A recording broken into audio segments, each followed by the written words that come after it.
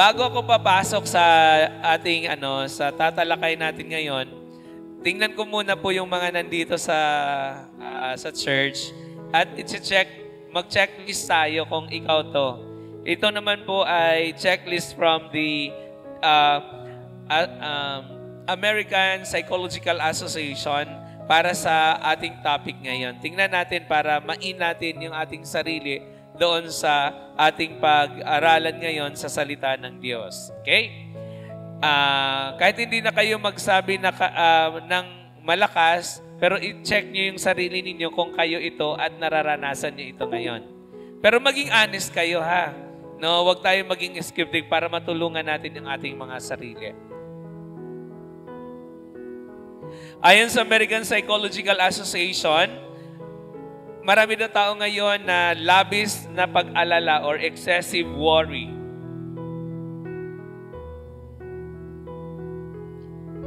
Okay? So nakikita ko na may tumango na. So ibig sabihin noon ay posible nararanasan ng iba. Next, hindi makapag-focus at magulo ang kaisipan. The research according to the cognitive overload, stress hormones tulad ng cortisol na nagre-resulta sa poor concentration, overthinking, difficulty in making decisions. Meron po ba sa atin yung dahil sa cortisol na yan, mahirap tayo mag-concentrate, no? Poor concentration kasi iniisip natin ito, meron naman tayong iniisip na ganito. And then yung overthinking, no? Wala pa nang nangyari, nagtithink ka na. Hindi ka pa naman naging milyonaryo, asal milyonaryo ka na. Overthink, di ba? Sige, meron po ba? Yung labis na pag-aalala, ayon sa research ng American Psychological Association, studies show that chronic worry activates the amygdala, causing persistent fear and stress. No po? So dahil may part size sa brain na amygdala, pag lagi daw po tayo nag-alala, so nagtitrigger yan doon at nag-activate doon sa amygdala part ng brain, kaya tayo din ay nagkaroon ng takot at stress. Tingin nga natin sa inyong mga meron po ba? Lalo na siguro yung palapit yung mga examinations. No? Yung may mga examinations na, palapit na ng palapit. Okay. Sino naman dito sa atin yung mabilis magalit at nakakaranas ng maraming alitan? Yung nagger. No? Yung konting tanong lang, pasigaw na ang sagot. No? Yung may tanong lang naman sa iyo, iba na yung kahulugan sa iyo. Okay? Nagtanong lang naman yung tao, tapos binigyan mo ng ibang kahulugan. Binasa mo lang sa Facebook, ang bilis mo na mag-react. Para ka na ikaw nagsasalita mag-isa. Ikaw lang din naman nag-react. No? Mabilis magalit. According to sa research, psychological links lack of peace and irritability and low emotional regulations. Now, according to the Journal of Personality and Social Psychology, unprocessed stress leads to reactive anger and conflict. Kaya mabilis kang mag-react kasi yung galit mo dati ng pagkabata mo, nung nangyari sa asawa mo, nangyari sa pamilya mo, hindi na po process. Kaya ang resulta, hindi mo na po process yung sarili mo, ang bilis mong mag-react. No? That's the research. People with unresolved internal tension trigger the body's fight and or flight response more easily. Ano po ibig sabihin ng fight or flight? Ibig sabihin noon, makikipag-away ka or magwala ka na lang pakialam. Fight or flight. So halimbawa, unresolved issue mo sa sarili mo na hindi mo na-resolve, hindi ka na-process, either mabilis kang magalit ka, mabilis kang mag-react, or wala ka ng reaction at all times. So pwedeng, yun ang flight. Ibig sabihin, tinalikuran mo, bahala ka sa buhay mo. Wala ka ng pakialam. So, naging passive ka na. Oy, patay na yung kapitbahay mo. Okay lang. Patay na yung kapatid mo. Okay lang. Yung ganon. Nagkaroon din yan ng konting concern pagdating sa ganon. Okay? So, tingnan natin na. Check natin. Sino na dito mabilis magalit o nakakaranas ng maraming alitan? So let's try to check first. Next, kawalan ng kasiyahan o contentment, no? Nandyan na, meron ka ng sasakyan, meron ka na lahat, meron ka ng apo, meron ka na lahat, pero hindi ka pa rin masaya sa buhay mo. Ano pa bang hinahanap mo? Di ba? So ganon. Ayon sa study in University of California, no, show that individuals who lack inner peace experience chronic dissatisfaction, hedonic treadmill effect, o laging naghahanap ng bago. So yung mga taong laging naghahanap ng bago, so delikado to sa magbo-boyfriend at girlfriend, no? Hindi siya satisfied. Makita niya sa boyfriend niya, parang hindi to sa akin, naka-discourage. So hanap naman siya uli. Or sa girlfriend, ang baho ng ganito, hanap naman siya ng ibang boyfriend. Hindi siya satisfied. Lagi siyang hindi kontento, no? So isang din yan, kawalan ng kasiyahan. Difficulty in feeling gratitude. Yung mga taong binigay mo na, hindi nila nakikita, hindi sila maging masaya, hindi sila mapagpasalamat. Parang laging kulang. May pagkain sa lamesa, hindi ka man lang nagpasalamat. Binigyan ka na ng mama mo ng ganito, kulang pa rin. Ba't kulang to? Ba't kulang to? Ba't kulang? Lagi nakikita ang kulang. Hindi naging grateful doon sa mga nare-receive. Think about it. Baka meron ka ding conditions na ganon, no?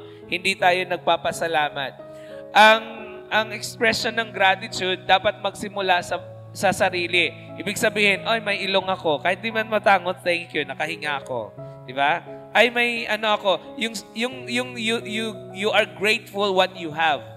Kasi kung marunong ka magpasalamat na meron ka, pasalamatan mo din yung iyong pamilya. Pagkatapos yan, lalabas.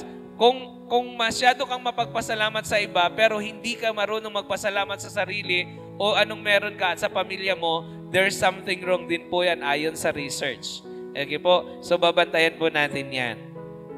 Next. Sabi niya, psychology states that inner peace, insight to emotional stability and gratitude practices. Dapat daw, yung ating emotional stability at yung gratitude practices natin ay makikita para malaman natin kung gaano ka-stable yung ating peace, pagiging peaceful natin sa ating sarili. Number 5, sino dito sa atin yung may guilt or shame or hindi napapatawad ang sarili? Isa din po yun, no? Ayon sa research, guilt increases rumination, shown in studies in American Psychological Association, leads to insomnia. Kaya ikaw hindi nakakatulog, ang dahilan nun, kasi yung buhay mo dati, binabalik-balikan mo, hindi ka naman sinisisi mo yung iyong sarili. Kaya leads into anxiety. Hindi mo lagi ka ng balisa. Then, social withdrawal. Ayoko doon, no? Yung merong gathering sa simbahan, gusto mo agad umuwi, no? Kasi you withdraw yourself to others. No, sister, kainan tayo, sister, may party tayo, sister.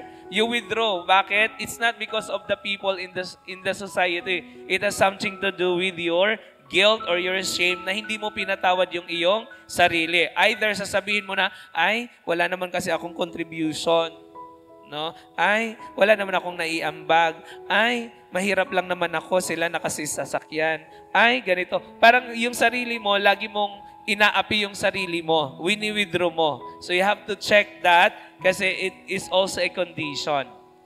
Social withdrawal. Research shows that unresolved guilt activates the brain stress circuits, preventing emotional rest. Kaya ang gusto mo, manood ka na lang ng TV, doon ka na lang sa bahay, magsasabi ka na lang, buti pa ako dito, manood ako ng TV. Akala mo lang mabuti yun. Hindi. Along the way, yun talaga pala ay isang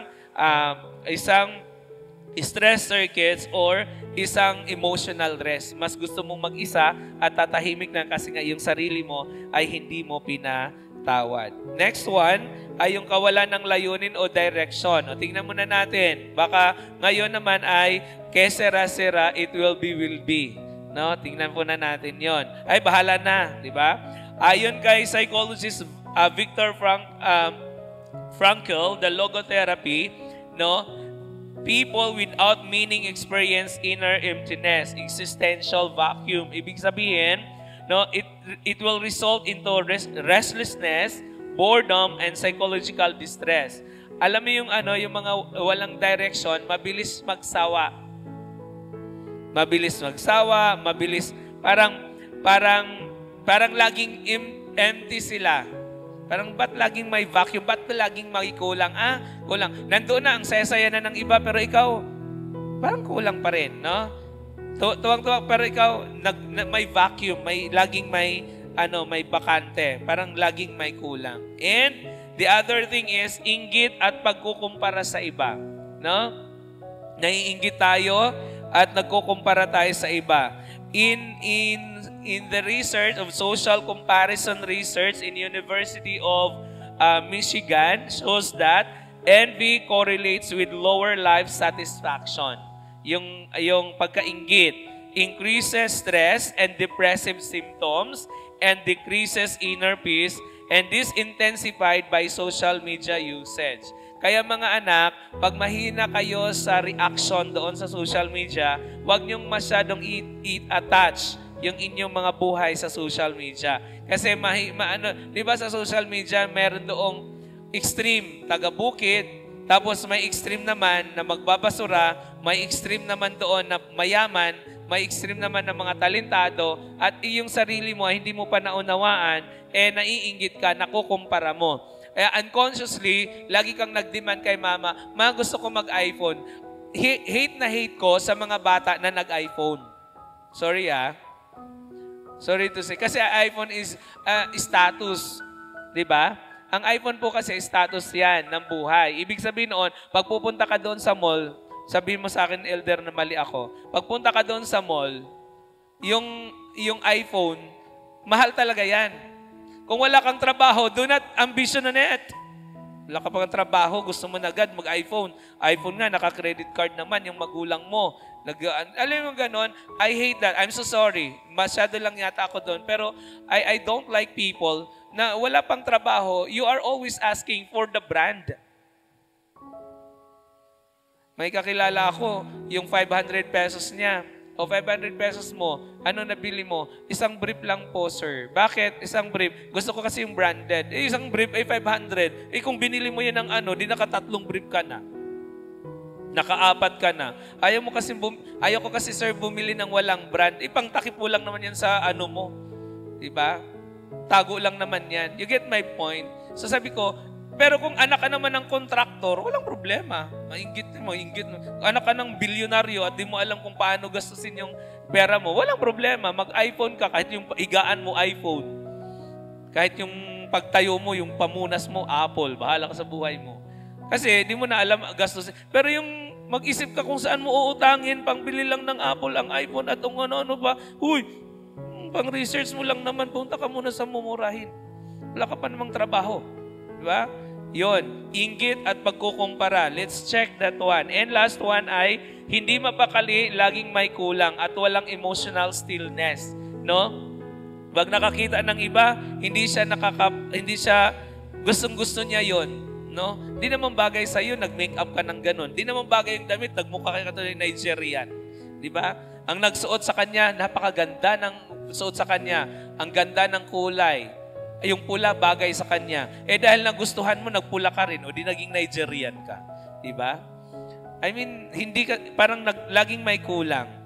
According to Johns Hopkins University, showed that people with no inner peace and tend to experience chronic restlessness, inability to be present, constant mental noise.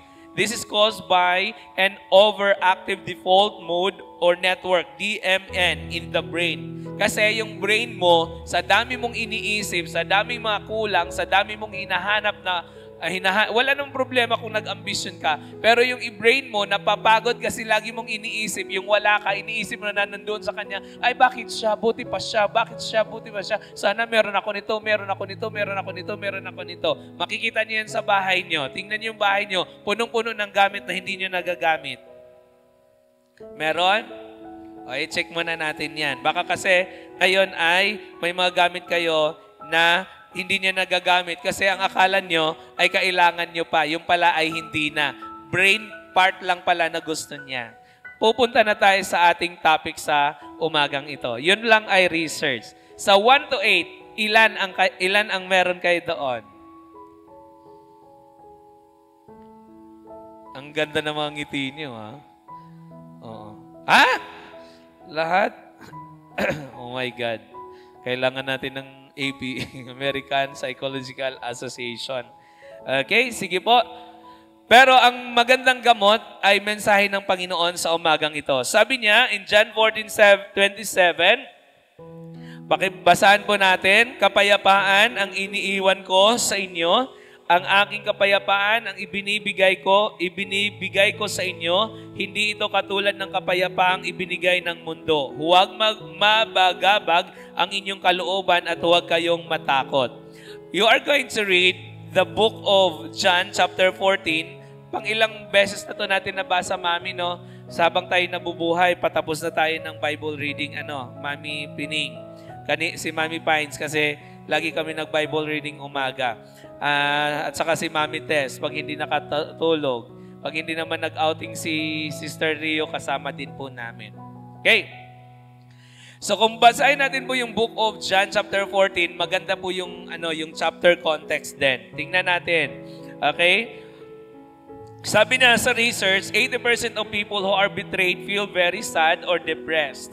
Having no friends is more common than people think, with 27% of millennials reporting they have no close friends. Sorry sa mga millennials, maraming nag-report sa kanila na 27% sa kanila, wala daw silang kaibigan. Okay? Ewan ko ba kung anong hinahanap nilang kaibigan.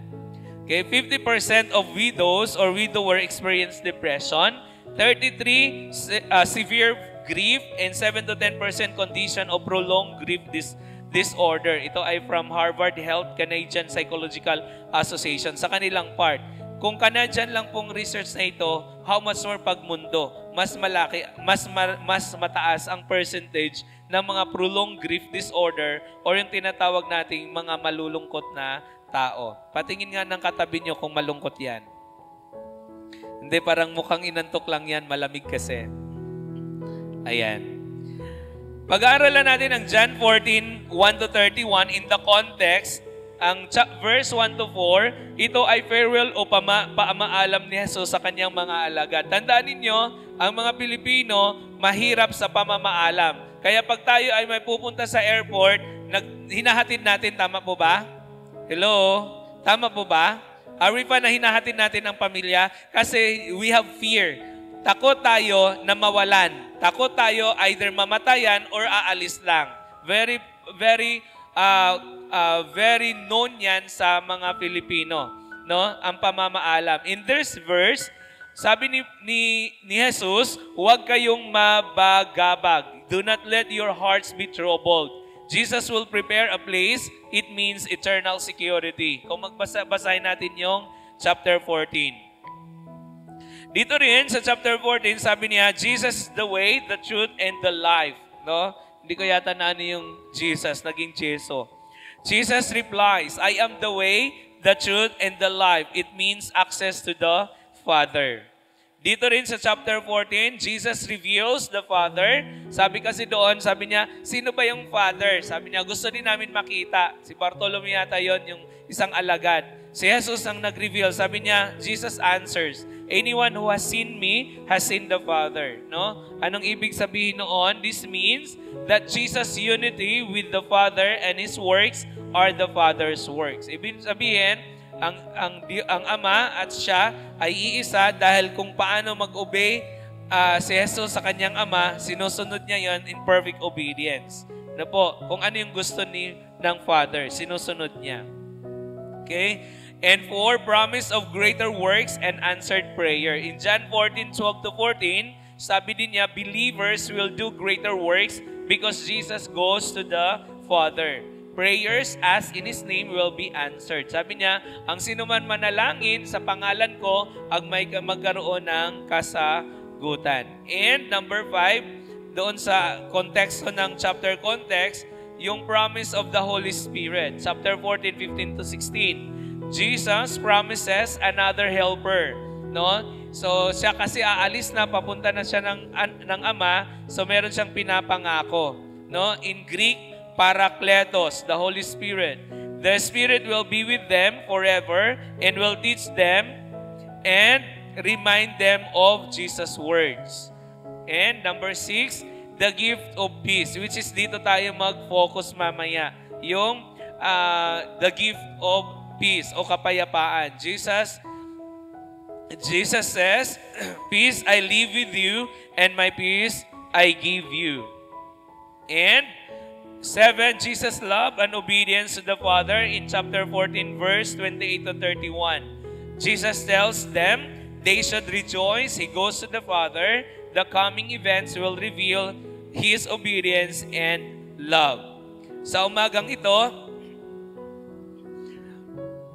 ang pag-aaralan natin ay yung John chapter 14:27, the gift of peace. Bakit ko kayo dinala doon sa research? Kasi gusto ko, dito sa Emmanuel Christian Church, ay bahagi tayo sa research kung alin na tayo at saan na tayo at ano niyang ating status quo pagdating sa kapayapaan.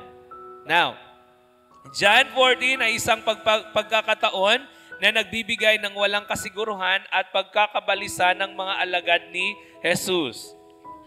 Bakit ka ba mabalisa doon? Dahil doon sa sa book of John, may mag-tridor sa kanya, may itataktuwa siya o i-deny siya at aalis siya. Sino ba naman sa atin ang maging masaya kung alam natin kung sino mag-tridor sa atin? Patingin nga ng mga tsura kung masaya ka kung trinidor ka. Di ba nakakalungkot? Tinatridor ka ng kaibigan mo, pinapakain mo, pinapaganito mo, tapos sa-tridorin ka lang pala. No? Di ba?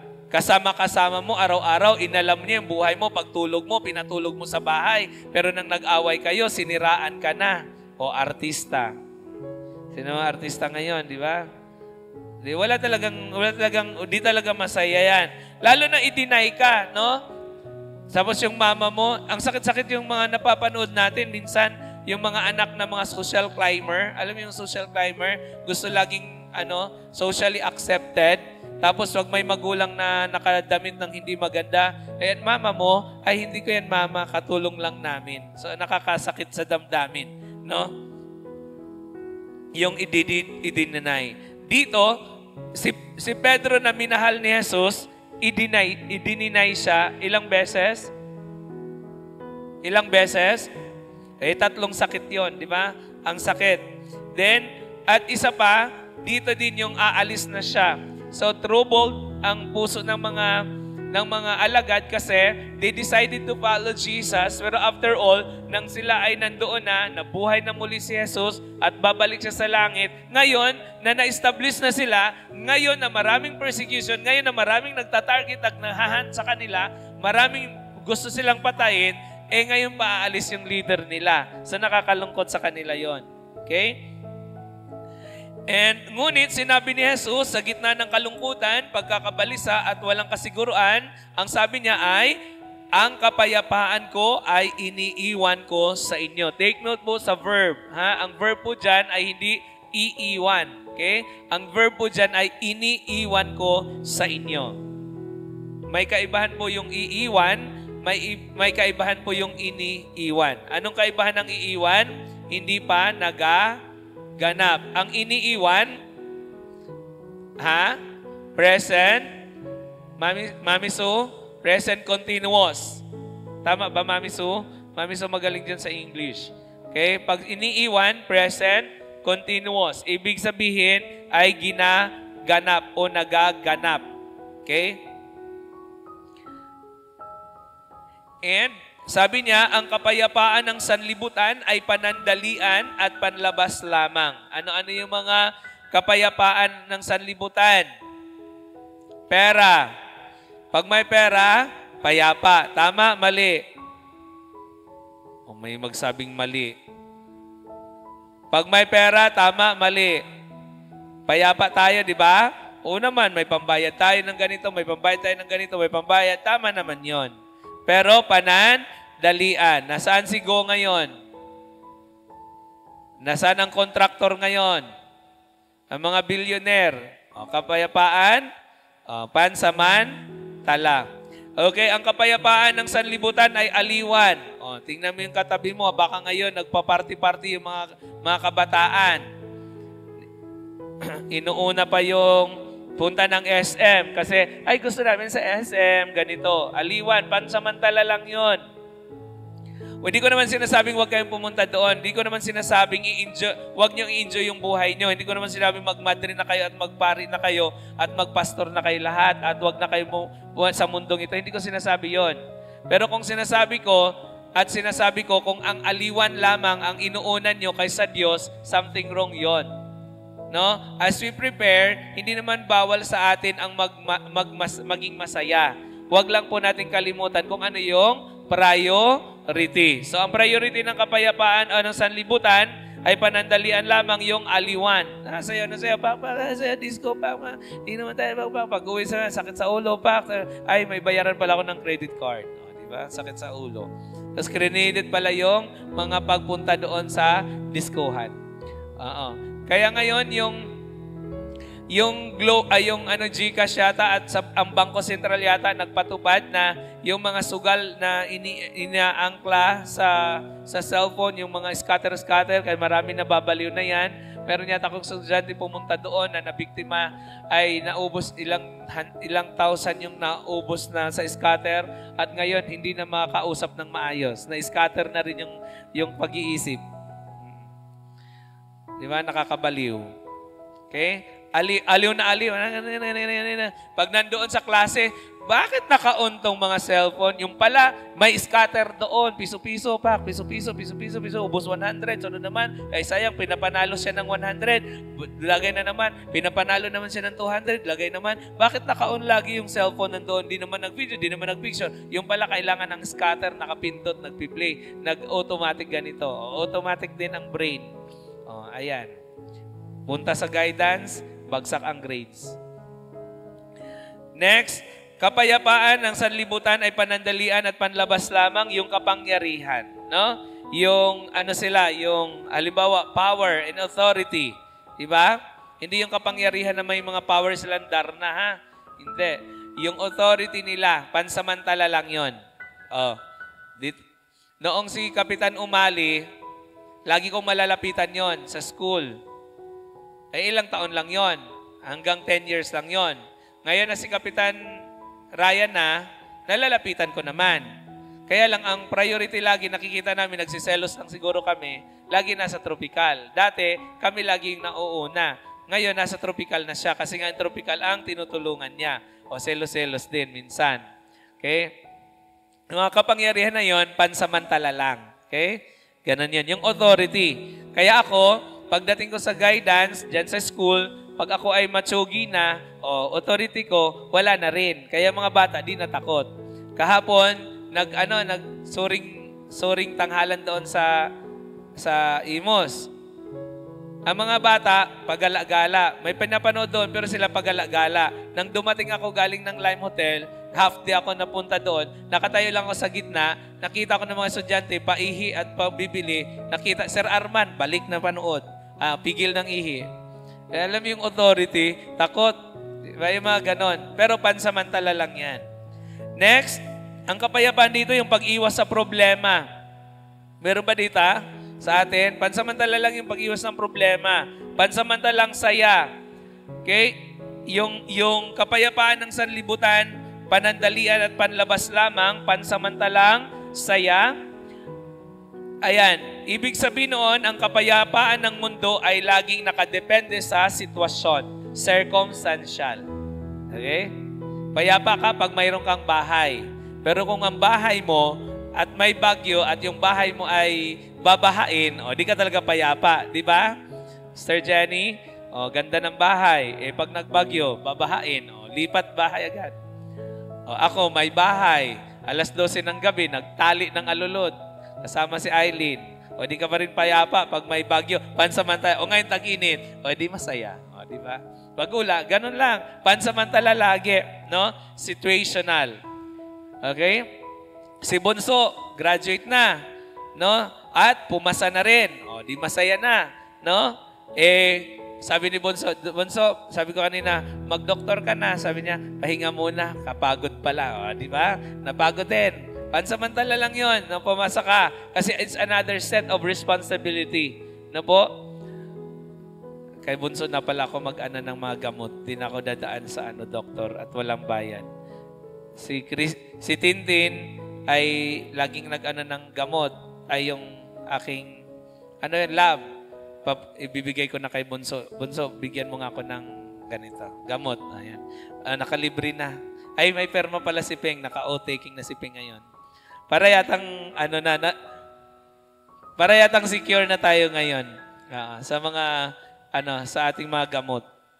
Okay? So, ang kapayapaan ng mundo ay laging nakadepende sa sitwasyon. Unang Thessalonica chapter 5:3, kapag sinasabi ng mga tao, tiwasay at panatag ang lahat, biglang darating ang kapahamakan. Hindi sila makakaiwas sapagkat ang pagdating nito ay tulad ng pagsumpong ng sakit ng tiyan ng isang babaeng manganganak. No? Kasi ang saya-saya ko pa noon, di ba? Totoo naman yun sa buhay natin, ang saya-saya natin. Tapos kita nyo, bigla lang namatay yung tatay ko, di lungkot uli. O ngayon, balik uli, di ba? Situational yung ating kasiyahan, tama ba? Situational yung kapayapaan na meron tayo. Walang permanente sa atin yung kapayapaan. Okay? Pero tingnan natin, ano kaya yung kapayapaan na ibibigay ni Jesus? Ang kapayapaan ni Jesus ay malalim at mapanghabang buhay. Ito ay nagpapatahimik ng bagyo. Okay? Mark chapter 4:39. Narinig niyo yung story ng na pinatahimik ni Lord, yung bagyo. Hoy, manahimik ka at natutulog ako dito. Di ba? Ang ganda ng illustration yan, balikan nyo. Basahin nyo yon. Natulog si Jesus, nagpahinga, kasi nga po ay napagod sa pangangaral. Habang naglalayag sila, mayroong unos. Ang sabi ni Jesus, shh, manahimik ka. Tahimik din. Di ba? Ganon yung kapayapaan ni Jesus. Ang kapayapaan din ni Jesus, nagpatatag sa kanya doon sa Gethsemane. Lucas chapter 22 verse 44. Alam niyo yung storya ng sa Gethsemane? Elder? Nanalangin siya. Tama? Nalangin si Jesus, lumuhod siya, nalangin siya. Alam niya na bukas bibitayin siya. Alam niya na bukas siya ay kukutsahin siya. Bukas i-deny, bukas saksakin mo, ipapako siya. Pero anong ginawa niya? Payapa siyang lumapit at nalangin. Anong sabi niya? Your will, ang iyong kalooban, aking Ama, ang masunod. So yun ang kapayapaan. At nagbibigay lakas doon sa krus. John chapter 19 verse 30. Yun ang kapayapaan na pinagkakaloob ni Jesus. Ito ay galing sa kanyang presensya. John chapter 14 verse 16 to 17. Ito ay kanyang tagumpay. Ang kapayapaan ni Jesus ay kanyang tagumpay. Ito ang kanyang pag-ibig in Roma chapter 8, 38 to 39. Ang kapayapaan ni Jesus ay galing sa kanyang presensya. Ang kapayapaan na nagmula kay Jesus ay sa kanyang tagumpay. At ito ay kanyang pag-ibig sa lahat na nagtitiwala at naniniwala sa kanya. Ang kapayapaan ni Jesus ay nagbibigay ng kapanatagan at tapang, hindi kaduwagan. Kaya ang sabi niya, huwag mabagabag ang inyong puso at huwag kayong mangamba. Chapter 14, verse 1.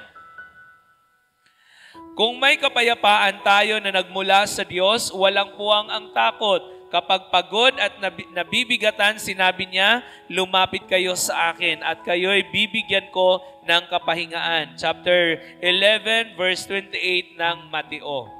Ang tao ay madaling mangamba at natatakot siya sa kanyang kinabukasan. Problema, pagkawala, pag-iisa at kamatayan. May pangako si Jesus, ako'y kasama ninyo hanggang sa katapusan ng panahon. Ang sarap, di ba? Sino dito ang nangangamba sa kinabukasan? Say amen. Oy, galing, walang nangangamba. Bukas makalawa. Nangangamba tayo. Wag nating yan. Nangangamba tayo. Sino dito yung may problema? Say amen. Sino dito yung natatakot ng someone na may mamatay o mawala? Sino dito yung natatakot mag-isa? Ako naman, di naman. Oo. Kasi di naman ako design sa mag-asawa. Si Mami din, hindi naman nag-isa. Nag-isa ka lang, Mami, di ba? Di ka natakot mag-isa? O, di ba? Masaya. Naka-lipstick pa si Mami.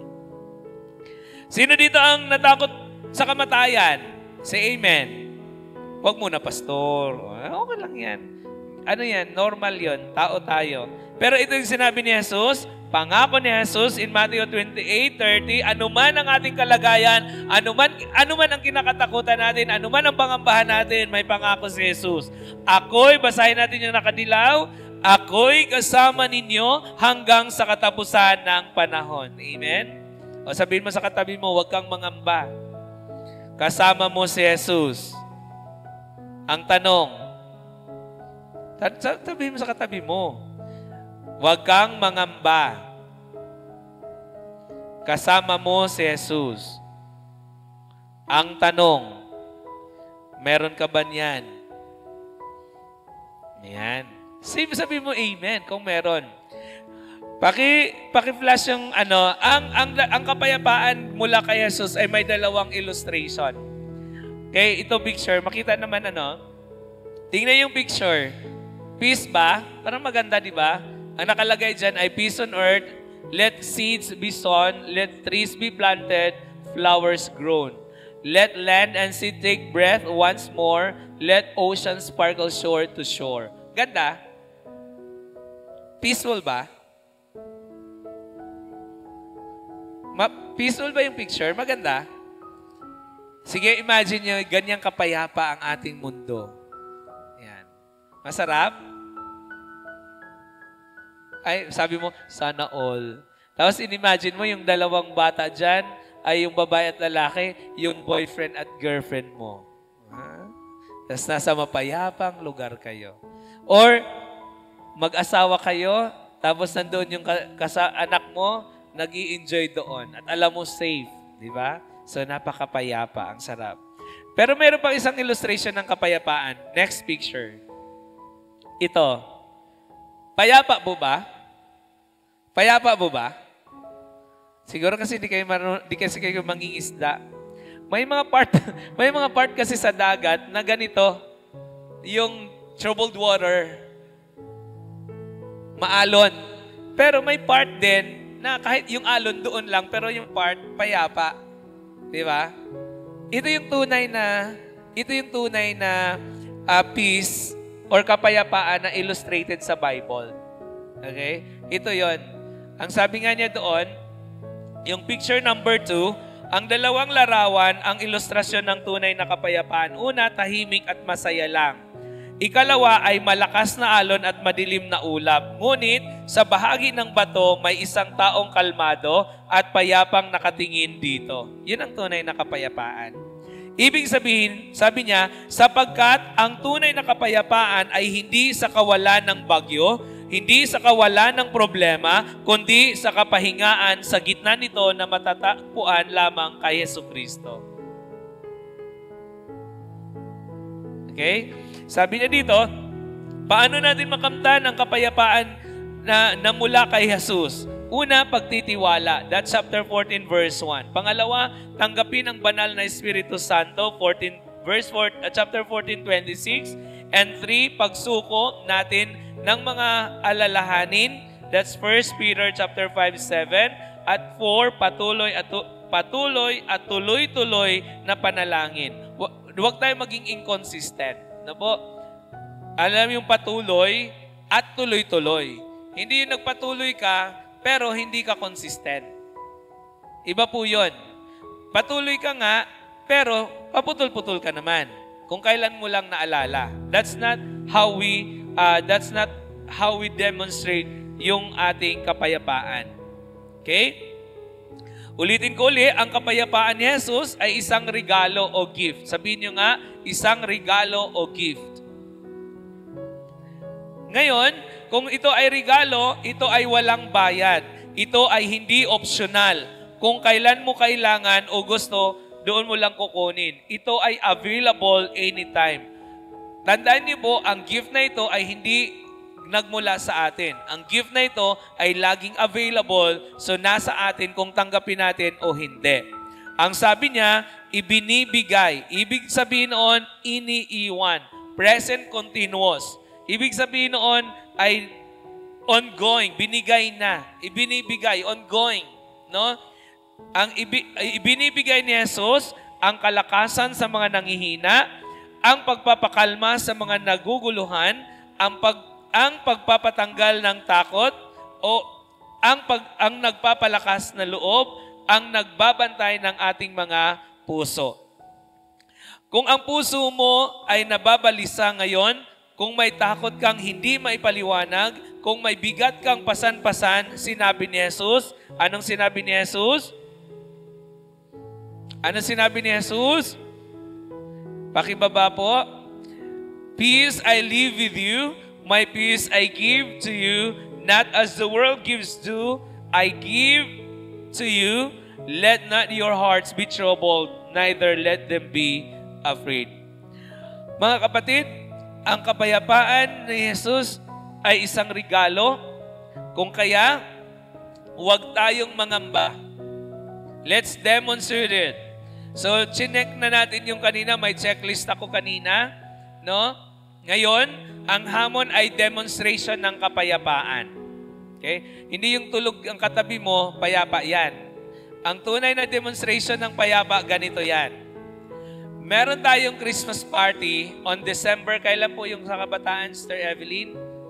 Mga bata, 7. Ang Christmas party din natin sa pangkalahatan ay, Elder, 14. Ang Christmas party ng kababaihan ay sa 8. Bagabag na naman kayo. Kasi nga, ang daming gagastusin. O, participate lang. Diba? Participate lang. No? And demonstration na mapayapa ka sa sarili mo at wala kang inggit sa sarili mo dahil ang tunay na ipayapa na nagmula kay Jesus, hindi yan naiinggit. Hindi yan withdrawal personality o withdrawn personality. Ang tunay na may kapayapaan kay Jesus, laging participative yan. Payapa ka enjoy ka kasi nandyan yung gift sa iyo. Nandyan yung kapayapaan. Ano man ang status ng kalagayan, ano man status ng buhay mo, participative ka dahil yung kapayapaan nandyan kay Jesus. Alam mo na ang laman ng wallet mo ay 20 na lang. Ang laman ng wallet mo ay piso na lang. Pero dahil may kapayapaan ka kay Jesus, yung kapayapaan na yan nagsasabi na, huwag kang mangamba. Pera lang yan. Ako ang nagmamay-ari ng kayamanan na ito. Ang Diyos ang nagmamay-ari. Kaya huwag kang mangamba. Just participate. Prove me. I-challenge mo lang yun Yung mga ibon nga dyan, wala namang hanap buhay. O pag nakidlatan, saka patay. Pero kung walang kidlat, walang lamig, buhay pa rin sila. Ikaw pa kaya na mahal ng Diyos. Di ba? Kapayapaan yon. Now, why I'm saying this? Because in our children's Christmas party, we asked you to demonstrate yung may payapa at payapa ka na binigay ng Diyos at natanggap mo yung biyaya na yon at gusto ng Diyos na i-demonstrate mo yan sa iba. It penetrates to others. Amen? Pwede ba yon? Parang ayaw nyo yata. Siguro si Pastor, isiningit na naman to ni Pastor. Demonstration nga ni... Ayan. Anong gagawin po natin? Sa mga gusto lang naman, hindi naman pilitan. Sa langit nyo na anihin yung bayad. Kung gusto nyo madaliin, bahala kayo sa buhay nyo. Ang mga bata, ilan ang mga bata, Sister Marisa? Yung naman nagbigay ng ng sizes. 50 plus. Kaya nga, so I think 75 to 100. Okay. Ang gagawin lang naman po namin, para ngayong Christmas na ito, madalas po kasi para kaming nag-aantay, para kami nag-aantay ng Elder Pasensya na isisingit ko na po ito para on next December, clear na. Pagbalik ni Pastor Lawrence, alam na ng mga members ang gagawin sa ating Christmas party. So, sa kids kasi, lagi kaming nag-aantay ng ano yung box? Samaritan box. Ay hindi na po kami umaasa. Kasi parang nag-chat sa akin yung isang na ang Samaritan box ay inilagay nila doon sa mga typhoon victims. Doon nila ang priority. So, nag-chat sa akin yung taga Quezon City, si Sister Grace. Sabi niya, ang priority muna namin ngayon ay yung mga biktima ng So, we appreciate din po yun. Huwag na tayong kasi isang tulong na rin natin sa iba yon. Okay? So, anong gagawin po natin? Para sa may kakayanan. Okay? Demonstration ng gift ng kapayapaan ay adopt a child. Ano po yung adopt a child? Para, alam niyo po ba, sino dito ang uma-attend ng every afternoon ng mga bata dito? Yung Sunday school. Ang mga bata, yung damit nila, kung hindi butas-butas, amoy araw. Kung di amoy araw, amoy panghe. Tapos, naranasan din po namin na pag may gift, galing sa box, yung Samaritan box, nagkukumpara sila. Ay, ito naman, ay, mas maganda sa kanila, ay, mas maganda ito. Gawin natin useful siya.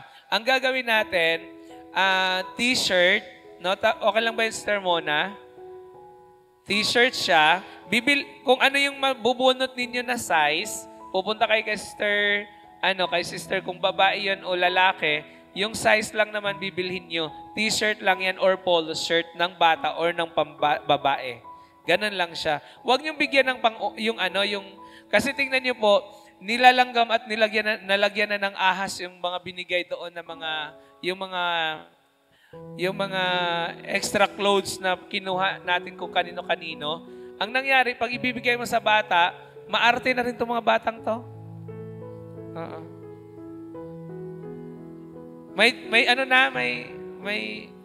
Meron na ring standard. Ito yung kailangan nila matanggap.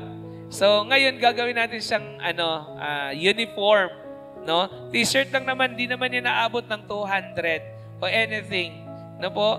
Kahit anong t-shirt, pero yung size, yung ni-request niya. Either babae man yan o kayo na rin po ang bibili, kayo na rin po ang magbalot. Po? So, sana magawa natin yan bago December 7. Sino dito ang mag-say yes, amen ako doon? Parang konti lang, mabilang ko lang. Pero yung konti na yan, alam ko, complete yan. Ayan. Kasi dito sa church, ilang taon na ako dito sa church? 22 years na yata ako dito. Ilang taon na nga ako dito, Elder. Mas una ako sa inyo, napatunayan ko na yan dito sa church. Pag may nag-amen yan, hindi kami kinukulang dito, sumusobra pa nga Yung iba pa nga nandoon pa sa So, di ba Ate Maan, sumusobra pa dito sumusobra yung stress ng iba. Okay. Anyways, so yun ang ating Okay lang ba, Mr. Evelyn? Saan natin i-involve yun? May mga sizes na kayo? Okay? Pwede po kayong lumapit kay Sister Marisa. Hindi naman yan, minimum of isang bata i-adapt ninyo, maximum of 20. Charot. Sabi ng isa, payapa talaga ang puso ko doon. Hindi lang, nasa inyo po yun kung ilan po ang inyong afford doon, Pero alam ko si Nanay Presi, subok ko na yun si Nanay Presi. Pagdating ng January, na agad yan? Latag na yung pagkain, latag na yung mga ganito. Kaya, nakatatlong sasakyan na yata. 4 na sasakyan mo, Nanay Presi, Oo. Ay, 2 pala, sorry. Nasobrahan. So, alam ko yan kung sino yung mga dito. At nadagdagan pa tayo, may engineer tayo, Engineer Cyril, Engineer Jan, payapa tayo doon. Kaya ako, I have Jesus, payapa ako doon sa Christmas party na yan. Okay? Amen?